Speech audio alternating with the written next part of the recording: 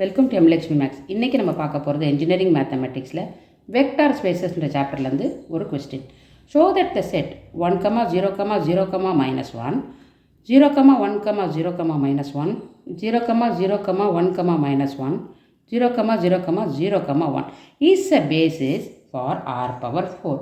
இதோட சொல்யூஷன் பார்ப்போமா? ஃபஸ்ட்டு விஷயம், ஒரு செட் ஆஃப் வெக்டார்ஸ் பேசிஸ்னால் நம்ம என்ன ப்ரூவ் பண்ணோம்? 2 கண்டிஷன் செக் பண்ணோம். என்னென்ன கண்டிஷன்?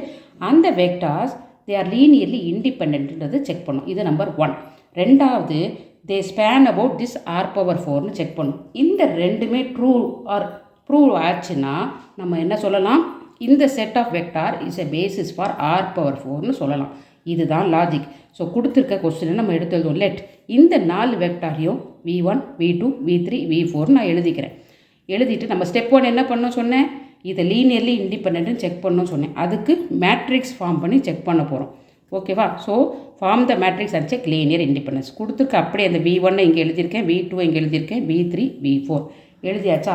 இப்போ லீனியர் இண்டிபெண்டன்ஸ்ன்றதை எப்படி செக் பண்ணுறது? ஒன்றும் இல்லைம்மா, இதோட டிட்டர்மினன்ட் கண்டுபிடிக்கணும். டிட்டர்மினன்ட் நாட் ஈக்குவல் டு 0னா அது லீனியர் இண்டிபெண்டன்ஸ், அவ்வளோதான். ஸோ டிட்டர்மினன்ட்டை எப்படி கண்டுபிடிக்கலாம்? இங்கே பாருங்கள், இது நிறைய ஜீரோஸ் இருக்குது. இப்போ 1 இன்ட்டு இதை டிட்டர்மினன்ட் எழுதுறேன்.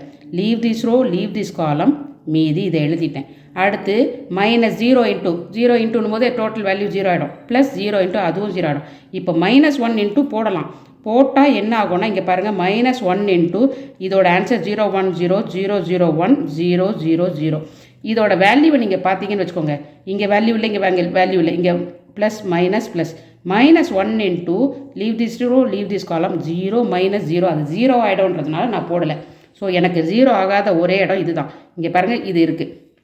1 இன்ட்டு இந்த ரோ இந்த காலம் விட்டுட்டு மீதி எழுதியிருக்கேன். இதில் 1 இன்ட்டு 1 -0, அப்போ 1 இன்ட்டு 1 இருக்குது. ஸோ 1, இந்த இடம் 0, இது பாருங்கள் -1 இன்ட்டு 0 -0, ஸோ அதுவும் 0 ஆகிடும். ஸோ மீதி நமக்கு இருக்கிறதே இந்த 1 தான். 1 இன்ட்டு 1, 1, டிட்டர்மினன்ட் 1. நான் என்ன சொன்னேன்? டிட்டர்மினன்ட் நாட் ஈக்குவல் டு 0னா அது லீனியர்லி இண்டிபெண்டன்ட். ஸோ இங்கே since determinant a is equal to 1, அதாவது 0 இல்லை, அப்போனா த vectors R linearly independent. So நம்மளுடைய ஃபஸ்ட் பாயிண்ட்டை ப்ரூவ் பண்ணிட்டோம். இப்போ என்ன பண்ண போகிறோம்? செகண்ட், ஸ்பேனிங் செக் பண்ணணும்.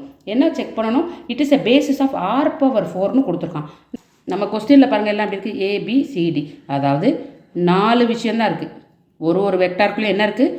r power 4னா என்ன அர்த்தம்னா 4 எலிமெண்ட் இருக்கணும்னு அர்த்தம்.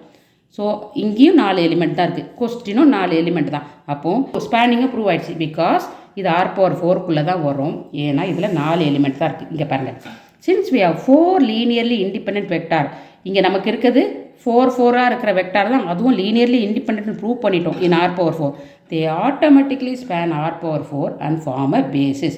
அப்போ என்ன அர்த்தம்? ஸோ இது லீனியர்லி இண்டிபெண்ட்னு தெரியும்.